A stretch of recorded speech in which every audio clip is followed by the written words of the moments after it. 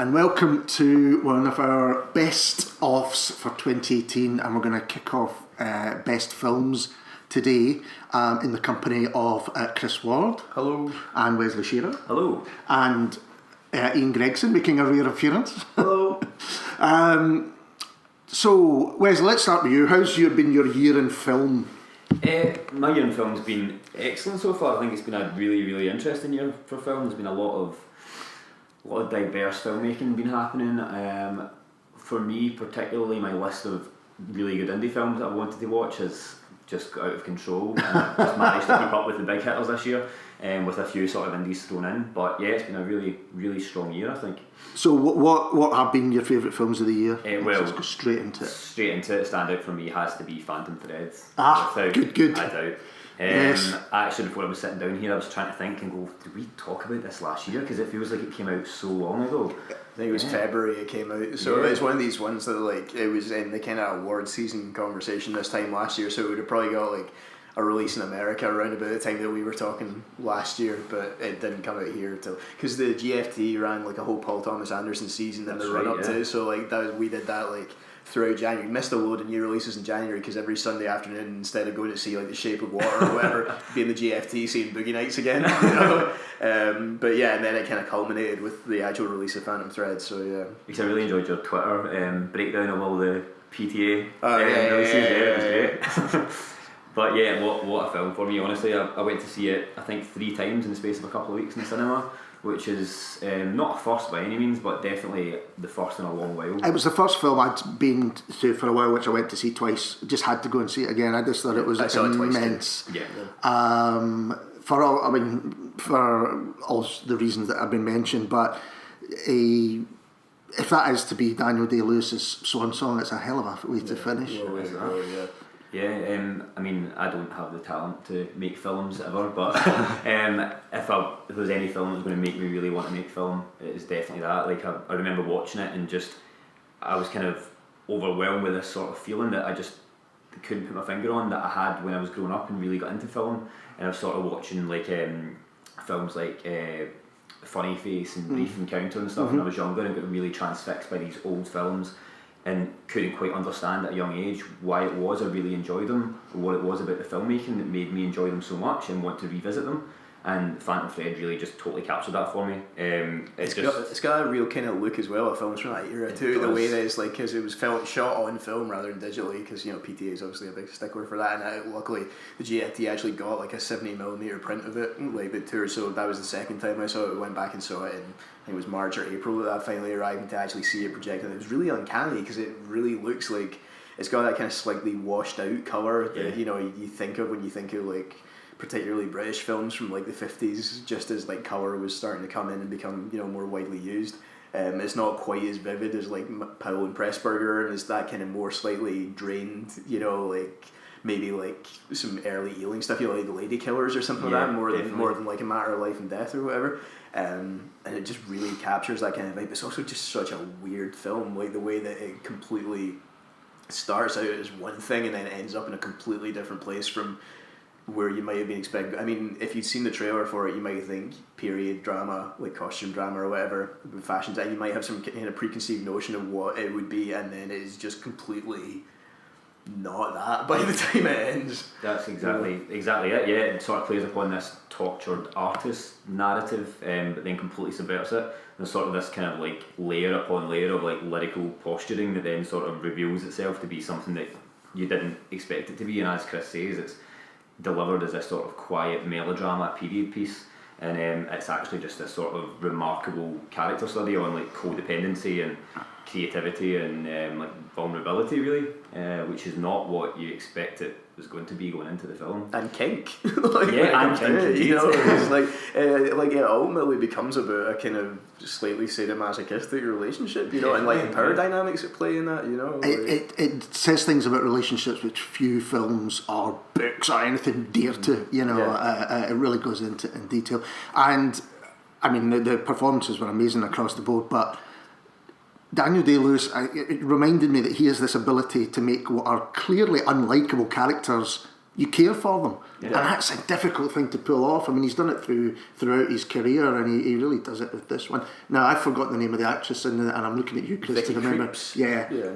I mean, that again is a stunning kind of two-handed, but because there are other people in the film as Leslie well. Manville. She's She's amazing. excellent. But Cyril. Cyril, yeah. Cyril Woodcock. Yeah, I mean, if you haven't seen it, because as you said, it was at the beginning of the year. I mean, look at it; it's just a phenomenal film. Any others that kind of hit you like that? I'm just looking through my list of films that I've written down. I think another one I'm sure Chris is probably quite on board with, You Were Never Really Here, which, I mean, do we really need to say any more? Lynn Ramsey, that's pretty much it, isn't it? This was my film of the year, I think. You know, my Phantom Thread aside, certainly my, you know, if we're talking, since we're on Scots Whay, if we're talking Scottish related stuff, it was definitely there.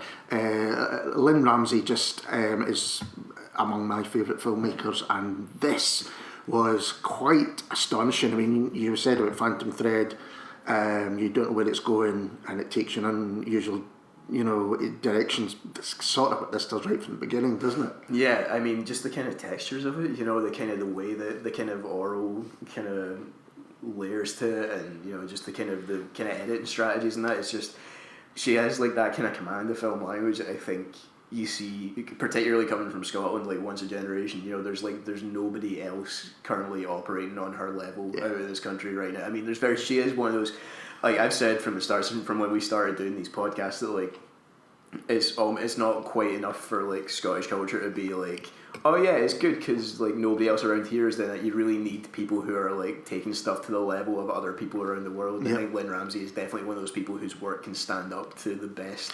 You talk about Paul Thomas Anderson. I mean, she's up shoulder to shoulder there. Absolutely. You know, you can name like any other director currently working whose work plays at like film festivals to like, you know, great acclaim and, you know, anticipation and excitement. People are excited when a new Lynn Ramsey film gets announced, and it's not just people like us. It's not just people here like in Glasgow or Edinburgh or like across the country or whatever. It's people internationally. It's people who are going to like Berlin and Toronto and Venice and all the other major film festivals, you know, are excited to see what she's going to do next. I guess as well because she goes so long between making films, you know. I mean, it's only, she's the Blue Nile. This is her fourth film in 20 years, you know. You've got like Ratcatcher in what, 99, then like Marvin Calibre 2002, then we need to talk about Kevin 9 years after that, and now like 7 years after that, you know. Finally a fourth one. I know that it's kind of circumstances outside her control a lot of the time. It's in terms of funding and, you know, like a lot of other factors come into play. She was talking about making her version of Moby Dick in space for a while. And she was on board with a movie. Jane got her gun, and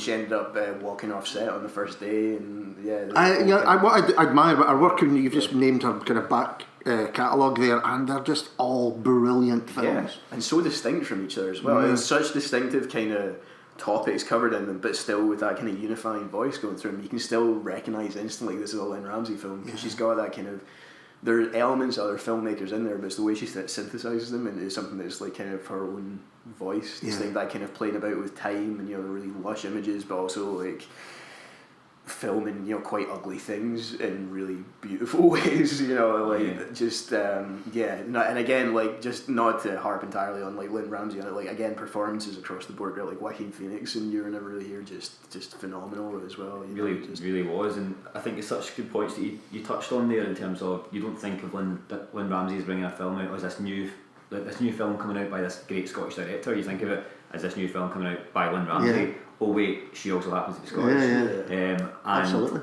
Exactly, shooting those things in that certain way that, I mean, as a sort of revenge, sort of hitman type thriller that it is, lots of films in that genre are all focused on the gruesome violence and gaining pleasure from seeing this sort of gritty, gruesome, blood splattered across the screen type thing. That is not what that film is about. The way that is shot and framed is absolutely beautiful, and makes you think of the consequences of actions in people's sort of emotional state when they're going through, you know, really torrid times in personal life. Of course, we can't relate to someone who's going out as a hitman, but the way that it's framed is a beautiful shot where any other film would have shown, you know, some sort of gruesome killing. Yet all you seen was cameras filming mirrors as somebody was walking away from the devastation that you never actually bore witness to, and that just leaves this sort of imprint in your brain of what could have been. It reminded me of the shower scene in Hitchcock's Psycho, where people always think they see the stabbing, and you don't. It's cut, so you don't see it. And it's the same. I've watched You Will Never Really Hear Again afterwards, and the scenes where you think you see the blow being struck, you don't often. Yeah. You know, it's been cut away, but it's a. You're right. It's a film which is violent throughout, but it's about the consequences and the personal consequences as well, the kind of effect that will have, and also going back to the reasons why people. You know, there's always reasons why people end up doing what they do, no matter what it is. I think that's the interesting thing about it as well, is that although there is the reading of it as, you know, kind of the trauma of like a veteran, you know, because he's been in the military, Joaquin Phoenix's character's been in the military, and there's kind of implications that a lot of his actions now are kind of the effect of what he's done in the past for a living. There's also this kind of implication that is some kind of compulsion almost, that is like it's something that's kind of built into him that he can't quite shake off, and he kind of has to have an outlet for this violence as well, you know, that's not necessarily just trauma, and that is, like, I think the more kind of lingering and like kind of disturbing implication of it. Well, he's good at it. Yeah, exactly. And you know, and people take pleasure out the things that they're good at, and just. I mean, and it's just such a brilliant film when I think back at it now. You know, there's humour in it as well. Like, you know, I've Been to Paradise song on the radio, and there's pathos and the relationship with his mother. It's an absolutely incredible piece of filmmaking. We should mention as well the common thread between the two films that we've talked about so far, which is both have soundtracks by Johnny Greenwood. Yes, well pointed out. out. Very good soundtracks by Johnny Greenwood. Yeah, they are indeed. Yeah, who really is at the top of his game in terms of doing that kind of work. Yeah, and much better than his fellow counterparts. For another film this year, which I shall not go into, but we might go into it later on. So, Chris, what about yourself? What were a couple of films? Well, a favourite film of the year, I think. Like Heart says says Phantom Thread, but Head says First Reformed. Paul Schrader's kind of, I don't want to say comeback because he's still been working, but he definitely hasn't made anything on this level in some time. It's interesting, actually. I think I'm fairly certain when we had this discussion this time last year, I think I said Silence. It was my favourite film of the year, the Scorsese film. That's right. And this is almost kind of like, it almost works as a companion piece to it, because it's almost drawn from similar influences and kind of looking at similar themes as well. So the interesting difference is Scorsese's coming at it from like a kind of Catholic point of view, and Schrader's Protestant. So it's that kind of, and obviously they're collaborated in the past, obviously worked together on Taxi Driver and, you know, Raging Bull, and, you know, they have this great kind of creative partnership. But it's interesting to see kind of the different angles that they come at it from. So again, like drawn from a similar well of influences, it's, you know, it's Dreyer and Bresson, Otsu, you know, these kind of like the filmmakers they call like transcendentalists, you know, where it's, you know, it's still and, you know, it's meditative and it's slow building, and it's all about the cumulative effect and all that, and it focuses on a Protestant priest for a Dutch Reformed church in upstate New York, played by Ethan Hawke, who his church is basically a museum piece now. It's a tourist attraction. It was a stop on the Underground Railroad, so it has this historical significance, and people come and they buy the baseball caps and everything, but then they actually go to church at the big flashy mega church across the street, which also owns the church that he works at. So he's basically kind of redundant. He's there for, you know, for show. And he undergoes a crisis of faith when one of his parishioners, a younger parishioner played by Amanda Seyfried, comes to him to ask him to talk to her husband, who's an environmental activist, and is depressed. Basically, he's depressive and is about the state of the world and the inevitability of climate change and global warming, and like basically becoming apocalypse, and is like apocalyptically depressed by this, and that kind of malaise then infects Ethan Hawke and his character, and it's that question of, well, what is my moral duty here as a man of God? What can I do in the face of the end of the world and, you know, the potential destruction? Like, what is my moral obligation here? Do I stop this? Is this God's plan? Is this all this kind of stuff? So it sounds really heavy, and it is in a sense, but it's also like it carries on. It insinuates itself into you. It's just very slow and quiet and meditative, but it just builds in power and power and power until the final moments, and it's. Like, I don't think a day has gone by since I've seen it that I haven't thought about it in some capacity. Wow. It's one of those ones that, like, it's so trite to say something is like, this is the film we need now, or whatever, you know, or like the whatever it is. Like, I hate that film formulation. The world needs now. Yeah, exactly. But it's It is, but it feels very of the moment and timely, but also it has that kind of timeless style to it, and it's just, it's a masterpiece. It's absolutely incredible. It's interesting that the three films we've spoken about, I mean, there's dysfunction, to say the least, in all of them. Right, maybe not. Maybe when we look at the year as a whole, these themes will find something later. No, these themes may stay through. And what else after? Well, I'd say that this is another really interesting thing that, like, this year compared to last year. So last year as well, we started talking about Netflix getting into, and Amazon Video on Demand services getting into kind of production of more prestigious, titles. So last year it was Netflix had the new Noah Baumbach film, I think was the one I talked about. This year, it's just been an onslaught. So you've got the new Coen Brothers film, The Ballad of Buster Scruggs, went straight to Netflix. I think it might have played a couple of cinemas in London. The Jungle Book thing is out on Netflix. Netflix. The Andy Serkis's Netflix thing. Just last night I went to see Roma at the GFT, the new Alfonso Cuarón film, which is getting a week at the GFT, but is released day and date on Netflix, so you can go watch that right now.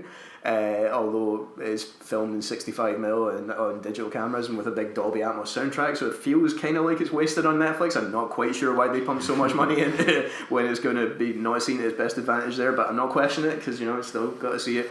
But the one that was the biggest deal certainly for me this year was Netflix financed the completion of Orson Welles' last film, The Other Side of the Wind, which he filmed on and off throughout the 70s and died before he could finish editing it.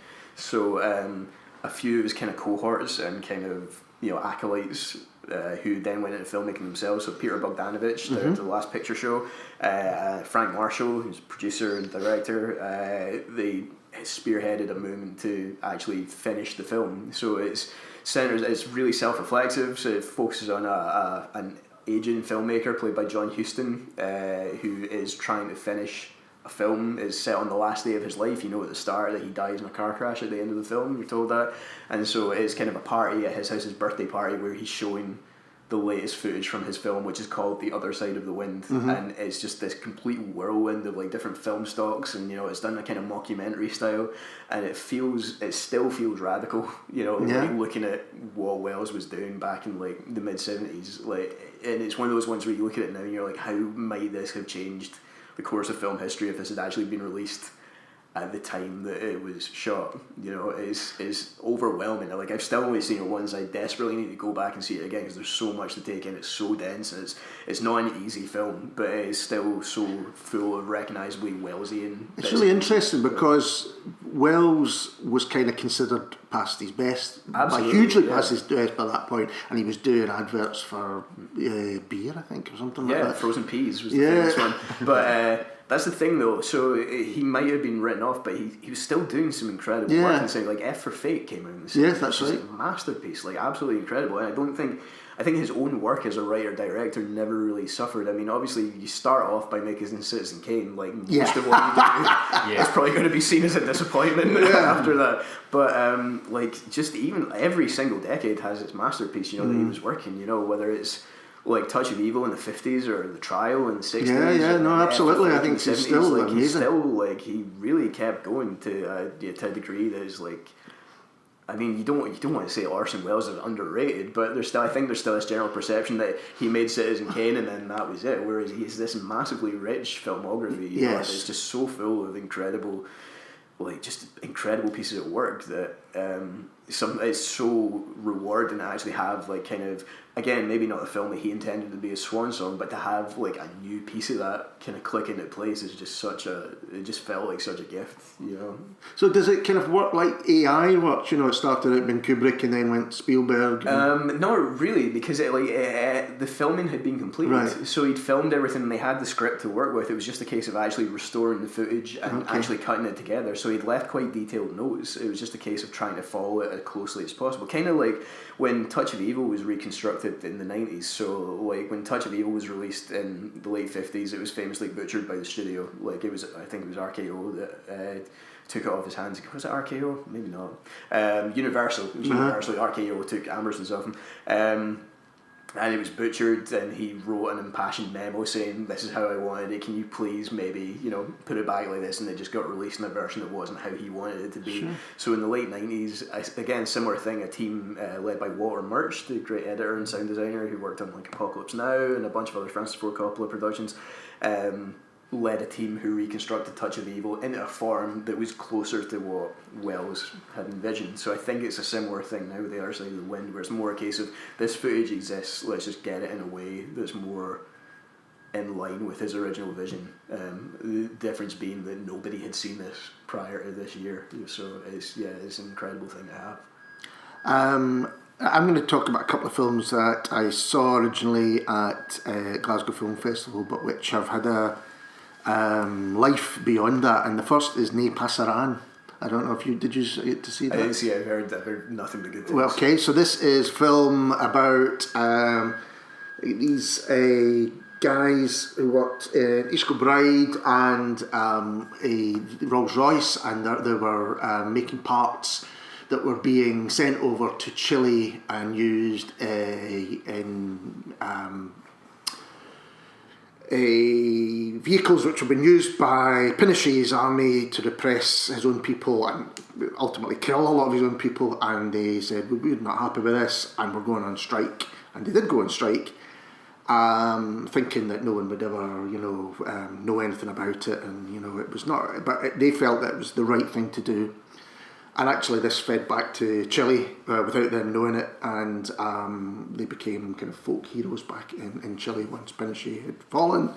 And the film kind of follows up these guys today and unites them with some of the people in Chile who knew their story, and it's just a very, very kind of simple premise in a way, but wow, what an emotional movie. I'm trying to say this without giving anything away. It's just a very human story, and yes, it is obviously almost right on our doorstep, but that's kind of what makes it interesting, that folk working in a factory in East Kilbride changed the world in a small way, but a very significant way, and have never kind of been forgotten for that. And it's a Chilean filmmaker that's made it, and it's a really emotional movie, which still on at various films, on at the Dunoon Film Festival recently, and you can catch it online as well, as you can Voyageuse, which is made by Mae Miles Thomas, who was on our podcast during the year. And Mae's been making films for a long time, and has got to the stage where she doesn't even try to kind of get funding for it and all of that stuff and go through the hoops and all that. She just says, I know what I can do, I'm going to make this myself, and I'm going to put it out there. And this was a very personal story about her mother-in-law, and it came from her mother-in-law passed away. She lived in this house in Edinburgh, and it was up to Mae and her husband to go and kind of take the stuff out, and she kept finding footage, old film footage from, it would have been the Second World War, it would have been, so for roughly about that time, between the wars and then moving in, and it's quite incredible to see film footage from that time, because it's quite rare. They were obviously, family was reasonably wealthy, Eastern European family, and they ended up coming over to Scotland, well, first England and then Scotland. And the story itself of this woman's life, and her brother, for instance, who ended up being one of the founding members of the CIA, and her husband, who, is he a spy, isn't he a spy? You kind of got to make it yourself. But what is most interesting for me is she kind of shot this in a neighbour's house to replicate the mother's house. She used the footage that she found, she put it all together kind of in her shed, and she got it out there, and it's been winning awards, and it's been going around the country, and it's an incredible undertaking for someone to go, I'm just going to go out and I'm going to make this now. It's not going to make a whole load of money, but at least it's getting the kind of recognition that it should. It's called Voyageuse, and again, you can catch it, I think it's on Vivo do a pay thing, don't they? I think, so they're doing that, which kind of going on for you were saying about how Netflix have been. We should talk a little bit again about the way that we view movies, because I think even in the last 12 months that's changed again. You know, I mean, the DVD seems to be almost dead. I mean, in the way of the VHS. Yeah, I mean, I would say there's still definitely a market for Blu-ray. I would say in terms of like collectors and like cinephiles, because there's still so much stuff that you just cannot stream. Do you know what I mean? Yeah. There's still stuff that is only available on physical media, and you know, it depends so much on having the income from people who are willing to buy physical media to fund like restorations and dig stuff out of the vaults and, you know, make stuff available. So I think there will still be a core of people who will buy like Criterion Collection Blu-rays and like, you know, Masters of Cinema and all these kind of boutique labels, Arrow and all that kind of stuff. But are they the kind of vinyl collectors of film? Or? I would say that's definitely a good way of looking at it. I would say, I mean, well, maybe because again, vinyl, we can maybe get into this more in the music episode. It definitely feels like peak vinyl has been reached in some degree, you know, where like again it's just things are getting so expensive now, and like for new release albums, it's definitely, you look back to like a decade ago when a new album would cost you maybe like 15 quid, and now you're talking like maybe a 10 or more than that for an album. So I don't think Blu-ray is quite there yet. I think it's probably like maybe as time goes on and it becomes, you know, pressures in the marketplace and all this kind of stuff become more, maybe it will get more that way. But in terms of how people consume film, no matter, you know, interesting enough, I think the cinema has had one of the best years in terms of people attending or making money, and that's another thing. The way that they make money is an interesting thing. But then it has since the 70s. I mean, it's been hugely popular, so I think people are going to the cinema still, and maybe, as you say, Netflix or a lot of movies eventually will stream. Yeah. Not maybe some of the art house stuff, but yeah. Well, that's the thing. That's the interesting thing. Like, as I was saying, I went to see Roma last night at the GFT. So it was its opening night, and it was well attended. It wasn't in the biggest screen at the GFT, because I think we're currently in the onslaught of It's a Wonderful Life screenings at the GFT, which is like, you know, 4 times a day in screen 1, selling quite well. But like, these are people, everybody who went to see it last night, I would say the screen was probably a good 2/3 full, if not more than that. And these are all people who could, I mean, it was a miserable night. People could have stayed in and watched it on Netflix at home. You know, you could streamed it to their TVs or whatever. But these are, you know, people who wanted that experience of seeing it in the cinema, and rightly so, because as I say, it's filmed on these like, you know, gorgeous Arri Alexa like 65mm cameras. It's got a Dolby Atmos soundtrack, so all these layers like 7.1 surround sound stuff. It builds up this massive soundscape to give you this totally immersive feeling of being in Mexico City in the 70s. And I don't know how that translates to home viewing. You know what I mean? Like, I mean, it's weird. I'm kind of conflicted on it, because part of me feels like, I think with kind of rep screens and archival stuff, I'm still not entirely on board with going to the cinema to pay to see a digital print of something that from like the 40s or 50s or whatever. If it's rare and I can't see it any other way, then absolutely 100%. But if it's not going to be a film print, then my attitude to it is, well, it's the same digital print I can go buy on a Blu-ray or whatever, and, you know, watch at home and have it on a, you know, decent enough sound system, decent enough size of screen. But that's a different thing, because it's not originated on digital, so you're kind of swapping mediums anyway. I think with like new releases and stuff, when you're actually putting in the effort to create this like immersive thing, and then you're just leaving it to people to watch on their laptops with like their earbuds or whatever, it's like something's going to be missing there. I mean, on the one hand, Netflix is great for like accessibility, you know, so people all over the country, regardless of whether they're living in a major city, they could be living out in the middle of the country, they could be living, you know, in somewhere that has a 2-screen cinema that's currently showing like I don't know, Wreck-It Ralph and what else is out just now, like the new Spider-Man film or whatever, and wouldn't get a chance of getting Roma coming. And so maybe there's a teenager sitting who's like desperate to get in the film, wants to be a filmmaker, is really keen to see the new Alfonso Cuarón film or something, and now they can. And, you know, that's great, and I wouldn't want to deny them that opportunity at all, because that's unequivocally a good thing. But at the same time, like, I think the Roma release strategy is actually a really good way of handling it, in that you do still get that theatrical window, so people who do want that fully immersive experience can still go and have it. It doesn't mean that you don't have the accessibility angle of it. And I mean, it's whether or not it's worthwhile for cinemas, I guess, whether they think they'll get the audience out there if it's on Netflix on the same day. So I think that's what it'll come down to, is whether there's, you know, a market for it. Yeah, because the 2 films that you mentioned, Wesley, both of them would not have had the impact if you just were to watch them on your laptop or your... No. I mean, they're proper cinematic experiences. Yeah. But I think I agree with a lot of that, but I think our attitude, or my attitude personally, has sort of changed a little bit compared to previous years when we have discussed this. I think this is probably the third year in a row now we've probably discussed this a little bit. And it's probably changed in the sense that, as Chris just said, the release strategies are getting a lot smarter. And last year or the year before, when Netflix were starting to do their own productions, they weren't getting cinematic releases. Netflix were very much withholding that from the cinemas, or the cinemas didn't want to stream it because they weren't sure how many people were going to come through into the cinema to watch the films. But what it's really doing is, I think it's really sort of kind of nourishing this new level of sort of left field cinema into this sort of mainstream audience, which was never really a thing before. I mean, if you look at, I have a Cineworld card because it's convenient and it's cheap, and I can go and see a lot of releases.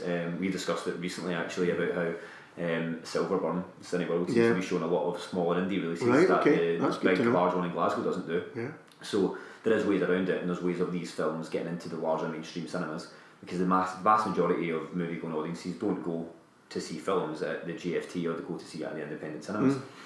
So having this sort of release strategy allows films like that to be beamed into people's homes. And 2 years ago, most folk were watching stuff on their laptops and their mobile phones. Now people still very much are doing that, but I feel like a lot of people have really, really good home setups now. They have larger TV screens, they have sound bars that are really, really cheap from PC World or whatever, you know, they've got a lot better systems to watch stuff on, a lot of new TVs and a lot of new things such as Fire Sticks and all this, all have Netflix built into them, so they're automatically getting immediately a better home cinema system, experience. Obviously, we are very much into film. We don't really think that is the best cinema experience, and we would much rather go and see it in the cinema. And I'd imagine there is still quite a larger enough audience for that to justify the cinema screening it, as Chris mentioned, with people still attending Roma despite it being out on Netflix on a rainy, cold night. But what it is doing is allowing people to then experience that in a way that they would never have done before, because they either would not have tracked the film down, because it would never have had the Netflix budget marketing campaign behind it to really push it into the forefront of general cinema or home viewing audiences. Yet it's also allowing them to kind of access films that they would never really look at or really be interested in before. Oh, it's interesting you should say that, because the other night I was over at Friends, and he's got a projector set up and he's got a new screen and he's got the sound bar, and it was fantastic. The film was Outlaw King. So since we're talking film, I don't know if you've seen Outlaw King. Oh, great, this is good. So who wants to go first on Outlaw King? Well, I'm being looked at. Well, yes, you are good. No, Wesley, on you go. So Outlaw King for me, I think it delivered pretty much everything I expected it to deliver. Now that's not a criticism nor a praise. It's very cleverly neither. It delivered exactly what I thought it was going to do. I think it delivered exactly what I thought it was going to do as well. I think, interestingly for me, I feel like I would have appreciated the film a lot more had it been more of a character study. I feel like a lot of films, it is in a way historical fiction. I mean, it's actually staggeringly more true to the history than a lot of films are like that. But obviously in very many other ways it's very much complete fiction. But what I would like to see from films like that is ones that actually touch on the relationships and the attitudes of people from that era and how they cope with the horrors of what's going on around them. Because a lot of these films treat it as this is just very much every day, so it's not a horrific situation. Of course it was a horrific situation. And there weren't wars every day. You don't tend to see the impact of that in a lot of films, and Outlaw King, again, doesn't really show that either. What it does do is puts together some really well constructed cinematic battle scenes that actually work really, really well for a Netflix audience on a kind of larger screen. I've never seen it in the cinema, I watched it on Netflix. So there was parts where I really, really enjoyed, some really beautiful sweeping cinematography, some fairly well acted pieces, some questionable accents everywhere, of course, but sort of lost my train of thought there. But I think at the end of the day, let's put it this way: the more I watched it, the more I couldn't stop thinking of Star Wars. Okay, right. There was just the way that the feeling the characters interact with each other, the battle scenes. It was very much just a sort of billed as this sort of realist, like historical fiction piece, and it really wasn't. It was a bit of, you know, fantastical cinematic battle fluff, really. Yeah. So as I said, don't love it, but don't hate it either, because I feel like, although it sort of fooled people into thinking what it was going to be, it almost achieved what I expected it to. So, and my expectations were slightly higher than average, and it just about got there. Yeah. So I think it's the definition of damning with feet. But I watched it because I knew Chris had seen it, so I thought, well, I didn't know you'd seen it, but we could have a chat about it, because it was probably the big kind of Scottish related film, or sort of set film of the year. And so my expectations were not high and were probably met. But Chris, what about you? I thought it was pish. I really did. I think it's like a prime example of like what we were saying earlier with Lynn Ramsey about how like it might be good for Scotland, but I think you set that against any other piece of like similarly themed historical drama, action, whatever, from anywhere around the world. The big one to set it against would be Braveheart. Oh yeah, absolutely. Which again is from Scottish history. I would say for all of Mel Gibson's many faults as a human being, as a filmmaker, his films have personality. Yeah. Like Apocalypto is insane. Braveheart also fairly deranged, in many ways. I think that's right. I think there's the madness of Mel comes through. Yeah, I mean, absolutely. even go back to Lethal Weapon, comes through 100%. And there's an authorial voice there. Whether or not you like that authorial voice or that personality, it's at least there. Yeah. And I think the smart thing about Braveheart as well is, again, for all its many historical inaccuracies and harping on that, but just as a piece of filmmaking, in terms of a rootable interest in it, you know, to invest in the main character, with Braveheart it feels very much like a people's rebellion. Do you know what I mean? It's the people rising up against an oppressor, and that's something that people can relate to all over the world. With Outlaw King, at the end of the day, it's like, alright, but he's still going to be a king. Like, he's not been elected here. He's still, like, your overlord. It's just, like, it felt like there wasn't much at stake for everyday people in this. You know what I mean? It's like, whether it's the English or the Scottish who's going to be ruling, unless you're a die-hard monarchist, like, it's kind of, it feels more difficult to be invested in. I mean, if you think of the Robert the Bruce portrayal in Braveheart, which Angus McFadden, is that right? It is, that's probably closer to the kind of reality than Chris Pine's almost monosyllabic. You're talking about his accent, but you barely spoke through the whole thing. And it is interesting to compare, like, again, overlapping characters, like the different depictions of, like, you know, Edward Longshanks and his son, who obviously in Braveheart is this very effete, like, Mel is off his rocker, isn't he? The more you think about that film, whose lover is thrown out of a window and all of this, and is like, well, there's another aspect of Mel Gibson's personality coming through in that. Whereas in this, he's like full on panto villain. It was like, again, not to like bring everything back to Orson Welles, but there's that bit in Orson Welles where like George Clooney's like turns to the camera and goes, I think it would be fun to run a newspaper. You know, that, and it felt like in the second half of Outlaw King, it felt like every single occurrence of Edward II was a variation on that of him being like, the bruise, you know, what's he done now? And it just, it lost me. I didn't think it was particularly, I didn't think it lived up to a standard that would be acceptable on a worldwide cinema. Did you? There's a couple of things about that. Did you go and see it because you knew we were doing this? I didn't go see it. I saw it on Netflix. Right, I kind of thought like it's the big Scottish why production. Would you go? But so that makes sense. But also again because like it's almost a sense of obligation. It is a big Scottish, but it's made by a Scottish director. It's Scottish history. It's a largely Scottish cast, even if it's headed up by an American doing a Scottish accent. But so you know there is an obligation to kind of feel like you have to see it. But there is a lot of scenery chewing. There's a lot, you know, and that kind of stuff. But if you're going to do it, you might as well mail it to the max. Yeah, exactly. They're not going to be doing a statue of Chris Pine outside Stirling Castle anytime. That is the interesting thing, though. It's very much devoid of personality. Yeah. And when it tries to create that personality, as Chris says, it really does chew the scenery. It cannot seem to quite get the balance of, you know, sort of distance, dramatic. Sort of up close and personal, character-driven historical drama, without bringing into. It's as if somebody sat down and watched, you know, Vikings and Outlander, and went, "This is how." This is I how think there's a lot of that about about it. shows. Absolutely. So they've tried to shoehorn that into this cinematic, sweeping, dark, brooding film, and it can't seem to quite get either of those perfectly correct. So it is a little bit of both of those things: TV, melodrama, and dark cinematic film. It felt like a TV show to me, which is the danger of doing these things, you know, the kind of danger. And also, I think the shadow of the success of Outlander, which I'm baffled by the way, I just don't get that at all. It's my guilty pleasure. Is it?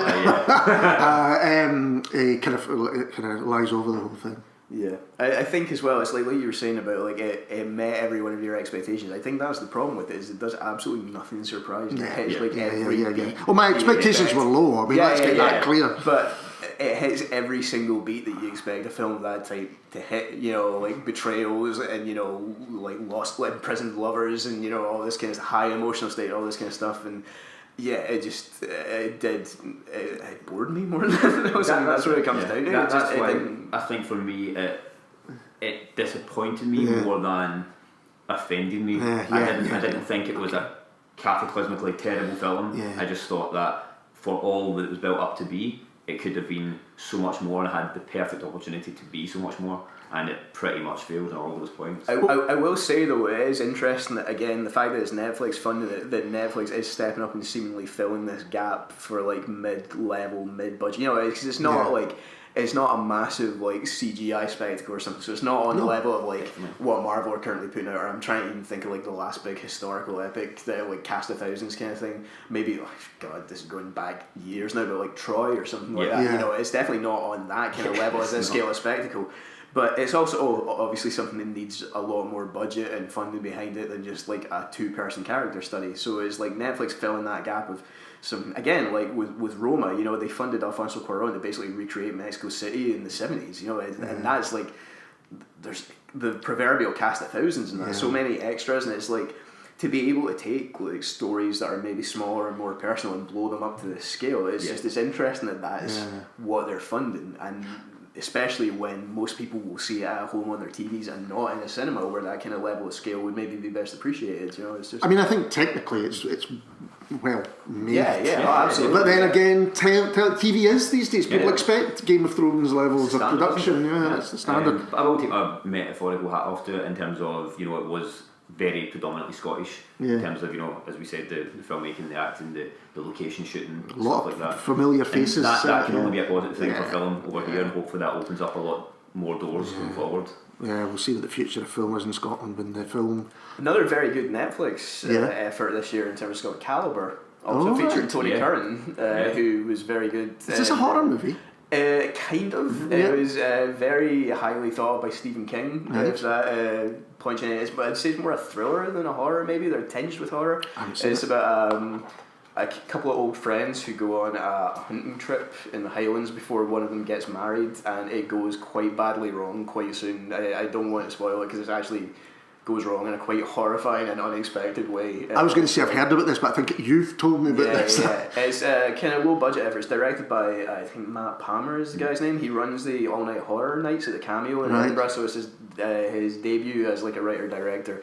So quite low budget, but again, like premiered at the Edinburgh Film Festival, was picked up by Netflix and was on Netflix by the end of the week, I think. You know, by the time the screen. So definitely one to keep an eye out for. Like, I had a much better time with that than I did with Outlaw King. Kind of smaller scale, definitely, but a lot more compelling, a lot more kind of twisty turn. You think it's maybe going to veer into Wicker Man territory in certain points, and never quite gets there. But it's still definitely worth checking out. Tony Curran is excellent in it. Really, there's this sort of like sense of impending uneasiness through it that you can't ever quite put your finger on. It's pretty arse-clenching. Excellent. Talking of low budget films, one which I saw at the Dublin Film Festival was Super November, which Josie Long, isn't it? Josie Long. I was going to say Josie Lawrence. Josie Long has written and is in, and it's a super low budget film made by Caledonian Mumblecore, I think is the name of the film. And after the showing, the director, whose name I forgot, I apologise, did a Q&A, and it was really interesting just to hear how, again, this was made and kind of why it ended up the way it had, because it felt a little bit like a film of two halves. Starts I think it's meant to be in some ways. It starts out being a romantic comedy where Josie Long and her flatmate are going to have a super November, and things don't quite go that way, and I think the problem is that real events have maybe overtaken it, because, you know, there's a curfew imposed, and it becomes a real kind of political thriller almost, but you've still got this background of these young people trying to just kind of get by and, you know, and live and love and all of those kind of things. The reason I say it's a film in two halves, it was kind of explained by the director, because he said that they ran out of budget and had to shut down, and I think either 9 months or even maybe a year before they could pick it up again. So there's things like there's characters who are kind of introduced in the first half who think, well, why are they not in the second half? It's because they had to go and do other things, and it's the practicality of it. But I enjoyed it. It reminded me of that sinking feeling, Bill Forsyth, by the fact that it's clearly made on a shoestring, and I think at the time that sinking feeling was kind of the lowest budget feature ever made when Forsyth made it, and the acting is charming, and the writing's pretty good in it, and it breaks down in places, but then again it's been made for I think calling it mumblecore is interesting, because I think, you know, it's done with that kind of spirit behind it, and it works quite well, and I would recommend it. It's for November. I would recommend checking it out.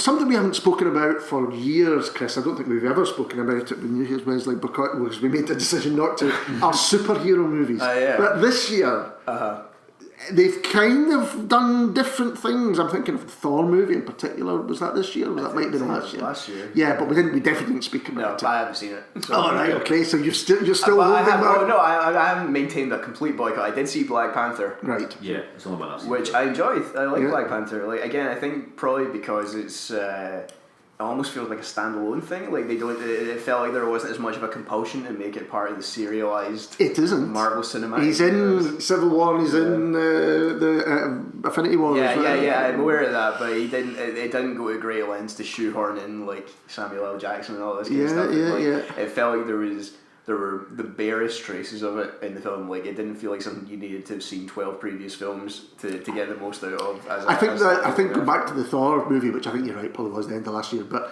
that's a similar one as well. I think you would enjoy it more than you think you would.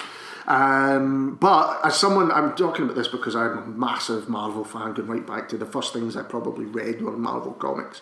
So I do know of these things, you know, like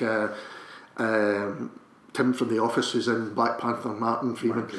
His character is from the comics. You know, there are these links in there, but you're right, it's much more subtle than some of the other ones were as well. I mean, do you watch these movies, or do you get it? Not really. Not particularly. I think a good few years ago I maybe watched the odd one here and there, but I just feel like it's such an oversaturated market now. It is. I just tend to ignore them all, apart from anyone that sort of piques my interest. Yeah. And that one has been, as Chris said as well, Black Panther, which was okay. Was that just because it's been... I like Ryan Coogler. I enjoyed Creed a lot, like his previous film, and like just the kind of general vibe of it, the whole kind of aesthetic of it, which is more kind of Afrocentric, and you know, like Kendrick Lamar stepping up to do the soundtrack and all this kind of thing. The soundtrack was amazing. The soundtrack was very good, so I had all these kind of aspects that kind of set it apart beforehand. It kind of also felt like kind of like a cultural moment thing, you know. It felt like something that there was more to compel you to see it than like your standard run-of-the-mill Marvel thing. It felt like, because it had such a massive impact, especially in the States, like it made so much money and drew in so many kind of audiences, like the kind of audiences that maybe generally wouldn't go see a superhero film and all this kind of stuff. It reached loads of people, and it became like, particularly like as someone who listens to a lot of hip hop, it became such a reference point so quickly, like kind of broader culture, that almost felt like to keep up with like how people were insulting each other throughout the year, you had to be kind of semi-familiar with the mythos of Black Panther. I mean, he's an interesting character culturally, not just in the film case, but you know, when Stan Lee created him back in the day of the Black Panthers, you know, it was an important kind of character, and that kind of carried through. So you should go and see Infinity War, because you wouldn't have a fucking clue what's going on. I'm curious to see the new Spider-Man one, the animated one. Which just came out yesterday as we recorded this, so I haven't had a chance to see it yet, but I've heard very good things about that as well. My problem with superhero films isn't really like the oversaturations per se, it's just that all of the kind of Marvel stuff just feels so kind of homogenized a lot of the time. You know, it feels so kind of factory line and like kind of personality free, so I think that's my issue with it more than... I think in the last couple of years that's changed. I think the AntMan film's a different thing. I really liked AntMan. I've seen the first one. I've seen the first AntMan, so it's fine. Watched it on Netflix. But I mean, they are all kind of... I think actually they're better than. My feeling is they're actually better than you would expect them to be, because they could just be that, like the first 3 Star Wars, the Lucas ones, like that kind of stuff, and they're not. I think they're more individual than that. I think they've been quite smart with the people that they've got on board to make them. And I would say that any one I have seen of the past few years, I've probably enjoyed enough. Yeah. I find it just a very intimidating universe. Yeah. That's pretty much it for me. So, any other movies that you want to kind of bring up before we round things off? I've got a couple, and I'm sure Chris will have a couple. I think one or two I'd probably like to mention would be Thoroughbreds, actually. Right. Which is a film I was kind of holding out for last year and was looking forward to seeing, purely because Anya Taylor-Joy is in it, who I think is absolutely excellent. She's obviously been deemed the new Scream Queen. She was in Robert Eggers' The Witch, which was a brilliant film I really enjoyed. She was in Split, which I would probably say was the best thing about Split. Didn't really enjoy that too much, but again, she put in a great performance. She's also sort of made a kind of step into BBC drama. She was in The Miniaturist last year. Oh, right. Which I'm not a favourite for a lot of BBC dramas, but I watched that purely because she was in it. Just a very kind of young up and coming actor who is really making great strides in that sort of kind of genre film. It's about 2 friends. The other friend is played by Olivia Cooke, who I think was quite well known for a TV show of sorts. I'm not sure what it was she was in. Don't know. But she was very good. And it was mainly known to be Anton Yelchin's last film. Yes. So I thought last year there was going to be a big hitter this year in terms of the small indie releases, purely because of that. But I think a lot of people who came into watching it because of Anton Yelchin didn't get out of it what they expected to. Right. It's quite an odd film. Okay. It kind of channels a lot of sort of Yorgos Lanthimos at times. The kind of like the mansion house that it's set in. The premise is that there's 2 friends, one who's a very rich family, the other one who is a slightly rich family as well, but has got a bit of a sort of sociopathic tendencies, and they form this sort of unruly friendship, and which then becomes pitted against the richer of the two's stepfather, who they don't have a good relationship with. And I won't say much more about it than that, but it's along the kind of same things as Calibre when we were discussing that earlier. Yeah. This sort of like claustrophobic feel to it, and it sort of flips and subverts the high school genre that you kind of have always known, and kind of like moves it into this sort of mansion house sort of atmospheric kind of place. Very, very short, just under 90 minutes. Pretty intense film. Very, very darkly comic as well. And a really, really good score by Eric Friedlander, and it's written by a guy called Corey Finlay, who's a new writer-director. That's his debut feature, I think he'd originally written it as a play, but he said he visualised it more cinematically, and it became a film. So that's it sort of kind of falls into the sort of Lady Macbeth, the beguiling sort of territory. So yeah, I think that's a really good film you should check out. And the other one I kind of wanted to mention, I've got 2 more, but I feel like Chris will mention one of them, so I'll just mention this one. That didn't work on all levels for me, but I think it's worth mentioning, was Steve McQueen's Widows. Right. Now I remember the TV show. So I don't know a lot about this, and I'm sure you can fill this in. But, for me, it didn't work on all levels for me, but I don't think that was necessarily criticism of it. I think it sort of touched on a lot of really, really interesting issues and topics behind this heist thriller front, which was the weakest part of the film for me, but was a very important part of it in terms of putting it across to a sort of wider cinematic audience. I think the other issue probably was that it tried to touch on too many issues. It's touching on race, gender, urban issues, city planning, socio-political issues. And rather than focusing and honing in on a couple of those, it sort of tried to do too much. Yet I admire it for that. I'd rather a film would try and sort of do those things and fail a little bit and create an interesting film than not try at all. So I think the front of the heist thriller for me did make it more palatable for a mainstream audience, but it also threw up to the most memorable scenes of the year for me, which was Daniel Kaluuya, who is absolutely outstanding and obviously was in Get Out last year. Was that last year? Yeah. This really, really intense, frightening character that he plays with this amazing scene that I won't ruin for people, but you'll know it when you see it. And then this other really interesting scene, which I really enjoyed the way it was filmed, which is not a spoiler at all, but essentially it's Colin Farrell's character, who's running for office or whatever, and his campaign manager, they're in the back of this sort of big 4x4 tinted out windows, and they're leaving this campaign speech in the sort of poorer part of the village of the city that they're in, and they're driving through, and it's a sort of 3 to 4 minute long shot with the camera mounted in front of the car, and you can't actually see into the car, but you can hear them having a conversation. All right. But it's wide enough that you can see the environment changing around him. So he's said throughout the film that he lives in this neighbourhood, and he's very much a part of this neighbourhood. And people are like, well, you're not really, you're from a completely different culture from us. And it drives him back to where he stays, and you see the neighbourhood around him gradually becoming more affluent in the space of 2 to 3 minutes.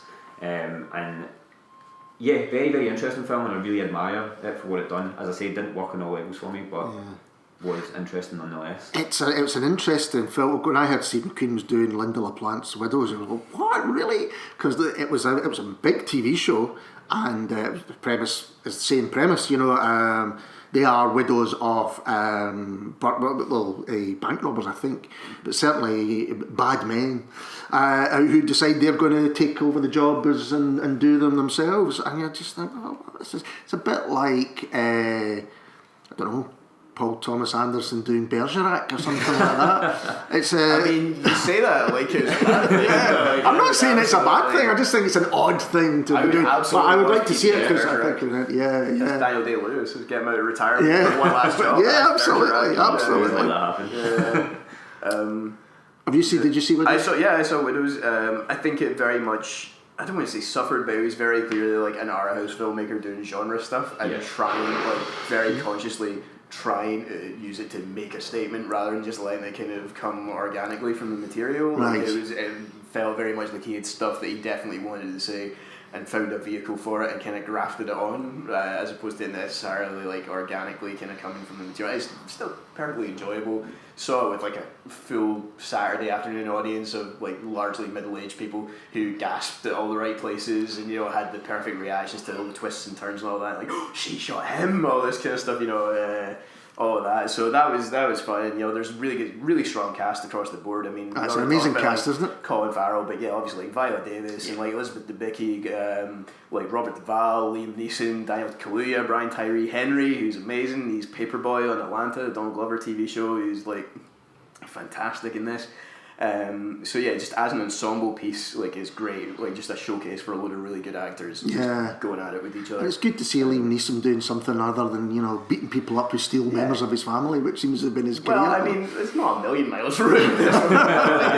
It's still, it's nice to see him flex. Also, he does very good work in the Coen Brothers' Ballad of Buster Scruggs, which, I mean, we've already talked about Netflix production, so I won't spend too much time on it. But hey, if you ever want to see Liam Neeson sing The Sash, then this is the one for you. Yeah. Oh, really? Wow. Yep. Had you ever wanted that? I mean, not consciously, but then it did feel like a void had been filled once I actually saw it happen. But in terms of like art house directors doing genre stuff, I think like someone who's in like kind of an old hand at that by this point, Steven Soderbergh, this year released his second film since retiring. Unsane, which is shot entirely on an iPhone, another one of his kind of more formal experiments, but just fantastic. Like, it's one of those ones where like I kind of sat with like a grin from ear to ear for the entire thing, because you're like, he's not going to do this, is he? Oh, he did it, kind of thing. Just kind of takes so many chances and like formal gambits and what have you.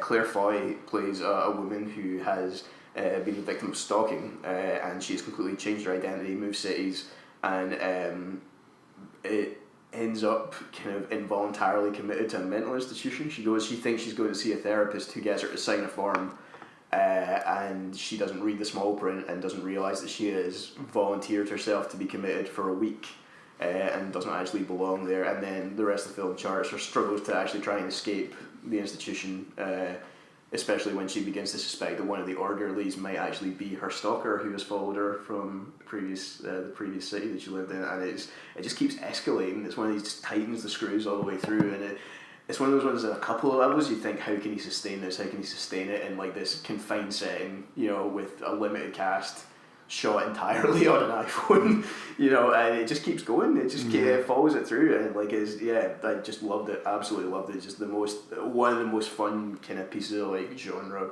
workouts like that I saw this year. Just again, like Soderbergh's just so adept at that by this point at being able to straddle that divide between like art house and mainstream and genre and just kind of do what he wants. Really, he's just such a master of like the formal aspects of filmmaking at this point. It feels like there's not really much he can take on. And it's an interesting film we talk about as well, because as you mentioned, Claire Foy in it, her absolute powerhouse performance from it. Like, that film could have fallen apart. I would have thought if that was someone else in that role who couldn't have really held the weight of the film on. That's not to say the filmmaking wasn't great. The filmmaking was great, but it really relied on someone to deliver such a performance in the way that she did, which gave it that sort of intensity, which again, there seems to be a lot of intense claustrophobic films that we've discussed this year. we haven't really lightened things up. The one film I would like to mention before we finish is a tiny independent film called Time Trial, which was about the last Tour de France of David Miller, who was done for taking drugs and banned at the time when everyone in the Tour de France was taking. I'm not saying he should be forgiven or whatever, but you know, it was the time when everyone was absolutely doing it. Anyway, he was kind of probably Scotland's greatest athlete at the time. He was, you know, didn't win the Tour, but he won other tours, Spain and stuff like that, and he won stages and things like that, and then was banned for I think 5 years. But anyway, when he came back, he became a kind of reformer and did some great work to kind of rehabilitate the sport. But it's really the way the film was made, because it was made using GoPro cameras on the riders, and you get incredible access to filming in the peloton as the peloton's going on, and you hear them talking to each other and what's said, and them passing energy bars and passing drinks, and if you've ever been, I'm quite into my cycling, it was a fascinating insight into how that and just what these people go through for their sport, which is one of the toughest sports you're going to ever have. It's pretty insane, and yet he kept on doing it, and I won't spoil what happens to him, but the theme of our chat has been no happy endings, and there's not really one. Well, so thanks guys, that was the year in film that was, and we'll be back with you soon to talk about the best music of 2018, and we'll see you then. Cheers.